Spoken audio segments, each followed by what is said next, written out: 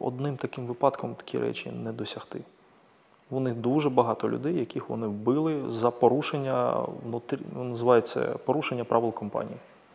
Так вони це для себе трактують. Ну добре, а навіщо його тоді обміняли, якщо ви знали, що у них от така є практика? А хто такий той нужен? Я от його біографію пам'ятаю плюс-мінус. Ну розкажіть. Біля 20 років за ґратами. Те, що професійний зек, як то кажуть. Да? Ну, тобто, в скобках свята людина. Так що краще для України? Святий зек з Росії, який просто дивом потрапив в полон, він же йшов вбивати, про це всі так забули, мабуть. Він йшов вбивати, нормально, і вбивав людей.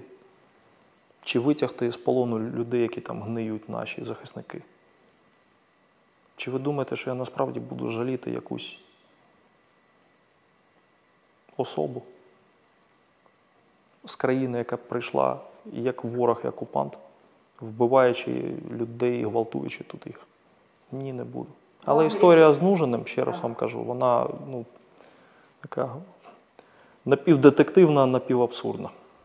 Ну, вагнерівців, добре, менше, більше стало здаватися, не змінилася кількість вагнерівців? Абсолютно, вони їх і скільки брали в полон, стільки і далі брали. До самого кінця.